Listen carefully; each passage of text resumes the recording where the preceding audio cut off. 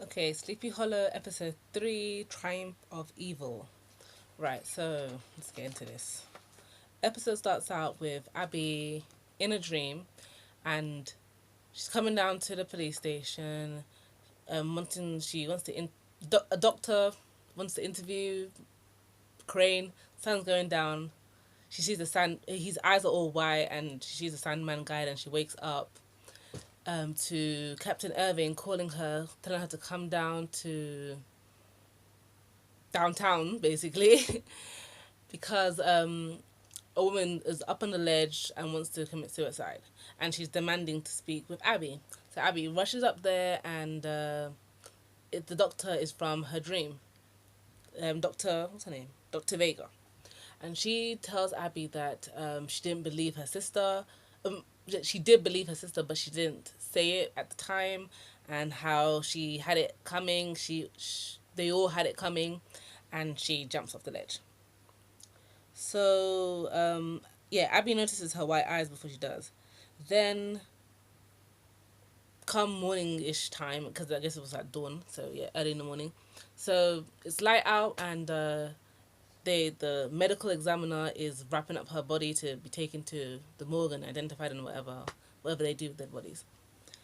And Abby tells Ichabod that, and Captain Irving as well, that her eyes were white, and she mentions and that Dr. Baker was mentioning Jenny. So what else happened? So the three of them go and look at the body. They open up her eye and see that it's all white. The medical examiner is trying to explain, oh, her cataracts are all whatever. And then out of nowhere, her eyes just burst and sand just pours out from the eye socket. And Captain Irving's like, yeah, shut this down. Don't let this get out to everybody else. Which makes me question Captain Irving a little bit.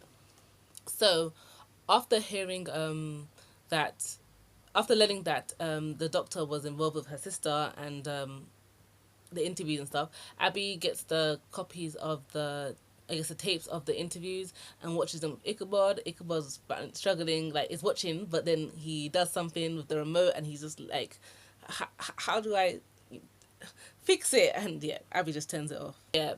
Ichabod tells Abby that she had a prophetic dream of things to come, and it's wise that they see her sister.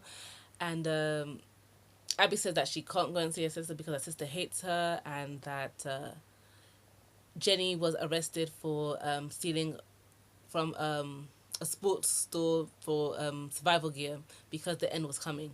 So Ichabod is okay. She obviously believes of the pending apocalypse and whatever. So they go and see her, but Jenny doesn't want to see her. So Ichabod volunteers.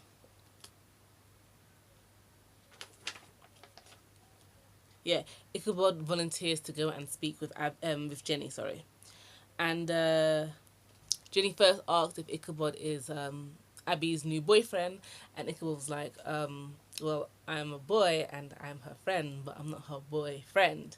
So yeah, it's basically what he said. So yeah, Ichabod then mentions to Jenny about the Sandman guy with the hollow eyes and everything, and Jenny, she she instantly realized what he's talking about, and she said, "Oh, solve it yourself." She kind of brushes him off, saying, "Solve it yourself. My conscience is clear." And at this point, I was thinking that maybe Jenny conjured like brought forth this demon herself because she's been alone in this institution for a long time, and harbors a lot of grudge for everybody because everyone who she told and everyone who believed her but said they didn't. So I was thinking that maybe she did like summon this demon to exact vengeance for her, subconsciously or not. I was just thinking she has something to do with raising this new soldier. We get a flashback here of Abby telling what happened with her and Jenny when they first saw the demon. They were walking in the woods, we know. They saw the white trees and they saw the faceless demon guy, whatever he is, the horned demon, and they woke up. And 4 days has passed, and when the farmer guy Giuseppe Lescopy. Mr. Farmer guy saw them, yeah. He found them. And Jenny wanted to tell everybody about what they saw, but Abby was against it because they were in they were in foster care because I guess their parents died, and they found a really good foster home. And if they started talking about demons, their new family might send them back into the system, and they didn't want that. So, well, Abby didn't want that, so she was just saying, "Be quiet, don't say nothing to nobody, just deny, deny, deny." Jenny, she sings like a bird, yeah, and tells them everything, and then she gets carried away, and Abby says nothing. Abby just like looks away, yeah. Where are their parents? What happened to their parents? Were they killed? And even Ichabod thinks that he and Abby are the two witnesses, but I think now it's Jenny and Abby, and Ichabod is just tied to the headless horseman because when their bloodlines were entwined with each other. So he's connected to the horseman, but I don't think he's the second one of the witnesses.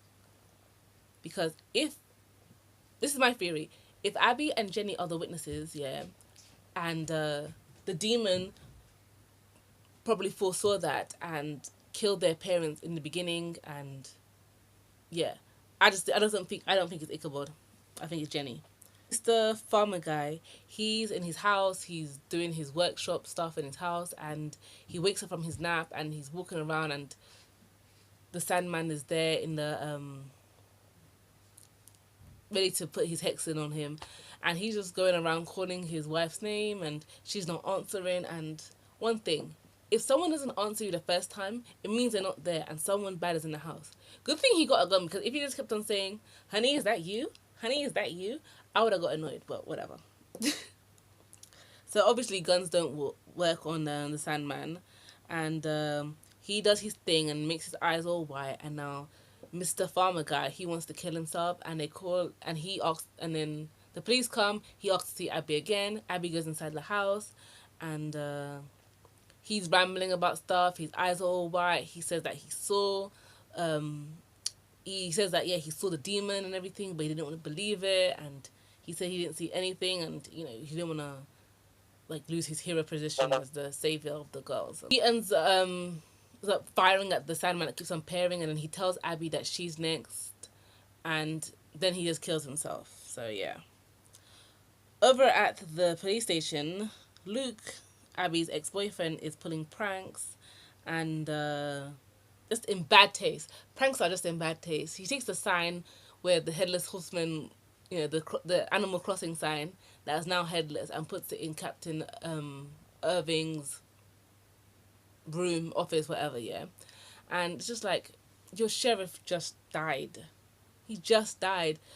I don't know how many people, two people have died, and you're putting, whatever, idiot.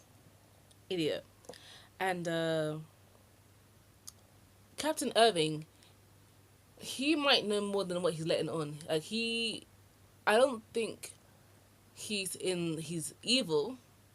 He could just be like a neutral player, but I still think he knows more than what he's getting on. With the Sandman now, after Abby, Ichabod and her kind of race to stop her from getting killed next, right? So they go into their new secret lair, their Scooby library place, yeah, where the Scooby Gang will formulate and do their plans. And they find out that the Sandman is connected to the Native American Mohawk Tribe, and yeah.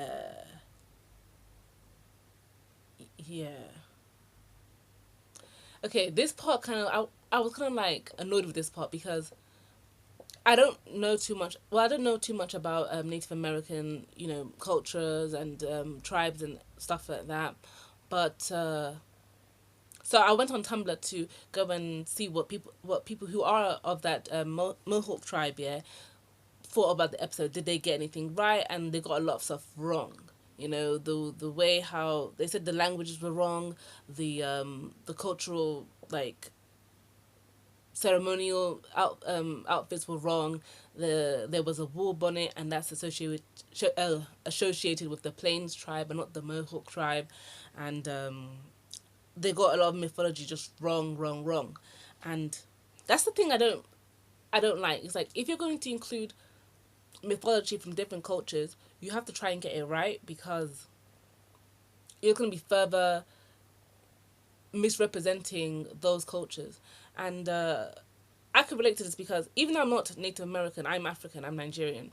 And when African originated religion is depicted in Western media, it's always wrong and it's been demonized and misrepresented and misunderstood for the longest times. Yeah, from voodoo dolls, which are not what you think they are. They have nothing to do with inflicting like pain. Like it's just been so misrepresented. So if they're going to include more cultural mythology from other cultures, they need to do their research and not just click on Wikipedia for 2 minutes and read a paragraph, then write the story because it just doesn't work like that. So yeah, especially with the part when they went to the man who is Native American who owns the dealership, and then they're saying, oh yeah, um, they tell him about the Simon and everything, and he gives them the business about we don't do this stuff anymore, and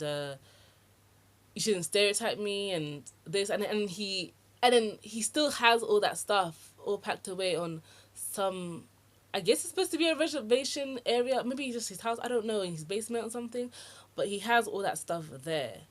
So it's kind of like, oh, yeah, yeah. I mean, it would have been better if they just went on the internet, yeah, and typed in, "Does anyone know about this Sandman creature connected to Native American?" And they went on like I don't know Tumblr or something, and then yeah, but it just seemed weird and so out of place. It just went to one man who just happened to be Native American in who owned a car dealership, and then he happened to know all about it. Like he could yeah. What if he wasn't Mohawk? What if he was Lakota or something? Yeah.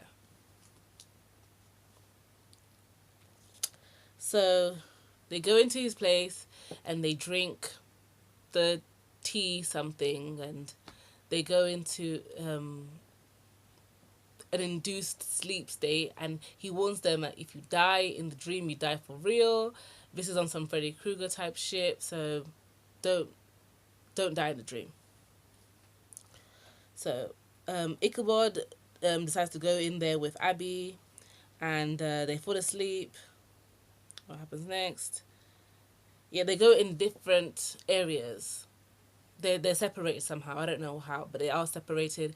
Ichabod is one place, Abby is another place. He goes through some red door thing, which leads him to this corridor that has the two victims who are being hung, and there's one empty noose that's there for Abby, I guess, because she's the next victim, and Abby is looking at the past, like reliving the past, but this time the demon's interviewing them, and he's saying in his demonic language and doing stuff and whatever. He's looking really scary. Uh, what happened next? Yeah, Ichabod tries to protect Abby, and the only way how she can beat this thing is if she admits to all her wrongdoing and her guilt. So she admits that yes, she did see the demon. She let her sister down, and she's not afraid of the sand anymore. He turns into glass, and she smashes him. So yeah, that's the monster of the day, and it gets beaten again really easily. Like I know it's just the second and third episode, but these monster of the weeks are kind of easy to beat. Like maybe it'll get harder as it goes along. It probably will get harder to kill them as they go along, but so far it's just the first one died very quickly by fire, and this one turned to glass, and then you smashed it. I mean, yeah, it has to yeah, it's like a game. It needs to get harder as it goes along as they level up. So yeah. Back at the armory hideout place, Um, Abby and Ichabod are just relaxing and chilling and taking in everything that they've seen, and they realize it's gonna get even harder than this because there's 7 years of hell to endure, and 7 years they really pushing for the 7 seasons. They really want 7 seasons. It's already been renewed for the second one, so that's good. That makes me happy. Um, Urban comes in and he tells them that he wonders why they're in there, but he doesn't really put up an effort to.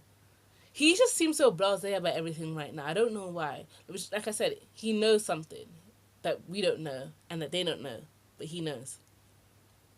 So yeah, he lets them use the place just so that they're out of mind. He gives them a key, and he doesn't even care too much about the wall being broken. Like, that's brats are coming into the station. Like, don't you care? So Abby decides to go and see her sister, and as she goes upstairs, they realize that Jenny is gone. She managed to cut a hole through the ceiling, and she's just booked. Overall, this was a good episode. It had some funny moments, like Ichabod drinking the Red Bull and yeah, just coughing the hell out of it. It's potent. And then yeah, it had its good moments. Like I'm looking forward to the next episode. Oh, also, someone mentioned on Tumblr that the in last episode when the four horsemen were chasing Ichabod through his dream, yeah, that they all had different helmets, and one of the helmets looked Japanese. I'm not too sure. I will do my research on this, and the four horsemen are like disease, famine, um, war, and death. So the three of them have been raised at different points in time, right?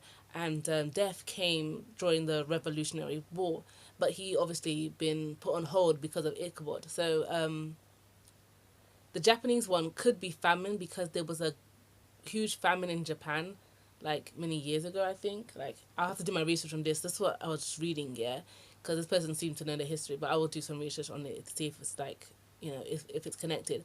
And if they do go this route where they were raised in different points of time in different parts of the world, they need to get it right, okay? Because it can easily go wrong and just, I'll be left rolling my eyes, but still, yeah. Well, that's it, and bye.